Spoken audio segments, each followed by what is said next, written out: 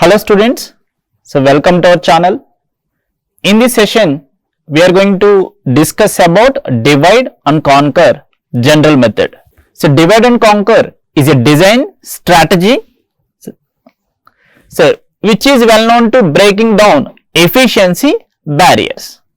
So this divide and conquer is a design strategy.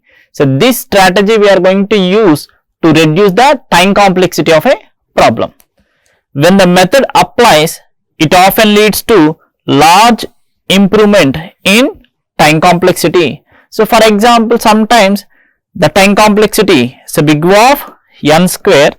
Now the time complexity is reduced to big O of n log n to sort the elements by using divide and conquer strategy. So for example, the bubble sort. So bubble sort time complexity is big O of n square. Bubble sort or insertion sort or selection sort. Now quick sort time complexity is big O of n log n. In quick sort we use divide and conquer strategy. So divide and conquer general method that consists of two parts. So one is divide, second one is conquer. So what is divide?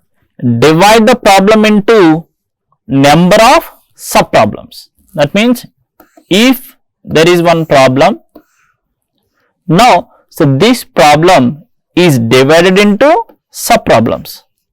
Okay. Now this is the problem 1. So this problem is divided into two problems. This is problem 1.1. This is problem 1.2. The subproblem solved recursively. Conquer means the solution to the original problem. That means this is the original problem is then formed from the solutions to the subproblems. By combining solutions of these two, P1.1 and 1.2, we get the solution to P1. So that is a conquer. Now understand the general method for divide and conquer. What is divide?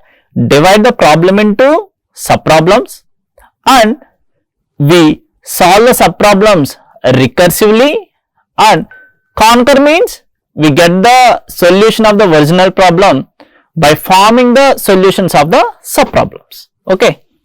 Now we see how it works. So given a function to compute on n inputs, the divide and conquer strategy suggests splitting the input into k distinct subset. Now k is less than or equals to n and greater than 1. This dividing into k subproblems. So what it is? For example, so there is n value 10. That is 10 elements in one array. Okay, so n equals to 10. Now, so this is the given function compute on n inputs. Now, divide and conquer strategy suggests split the input into k distinct subsets. Now, so this will be divided as 5 and 5. So this is the size of 5. So this is size of 5. Now again the 5 is divided into 2, 3. So this is 2, 3. Again 2 is divided into 1, 1. Now this is the 1. We can't divide furtherly. So similarly here also 2, 3. 2 is divided as 1, 1. So 3 is divided as 1, 2. Again 2 is divided as 1, 1. Here it is 1, 1, 1, 2, 1, 1. Okay, here also same. 1, 2. Again 2 is divided as 1, 1. Now again come to the definition. So given a function to compute on n inputs. Here the n equals to 10. The divide and conquer strategy suggests splitting the inputs into k distinct subsets. Here, so these are the distinct subsets 1, 2, 3, 4, 5, 6, 7, 8, 9, 10. Now this k is greater than 1 and less than or equals to n divided into k subproblems.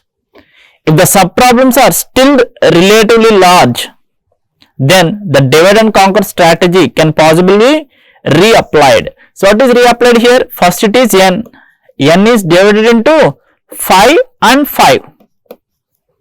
Now again the problem is large, so again we apply the same strategy. 5 is divided as 2, 3. Again 2 is relatively big problem, then we divide into 1, 1. So this can be expressed by a recursive algorithm. How we are dividing means this division we express as recursive algorithm. So control abstraction of divide and conquer. The control abstraction for divide and conquer techniques is D and C P. Here D and C means divide and conquer function. P means problem to be solved. Okay.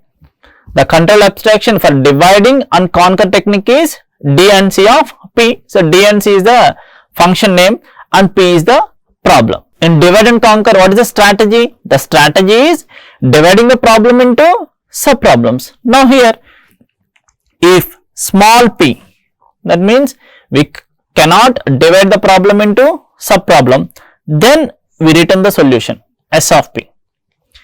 If the problem is big, then divide the problem p into smaller instances p1, p2, pk.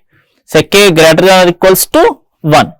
So apply divide and conquer to each of these subproblems and return DNC of P1, so DNC of P2 up to DNC of Pk.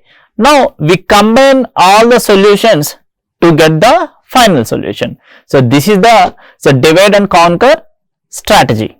In next class, we are going to discuss about the analysis of binary search. We solve the binary search by using divide and conquer strategy.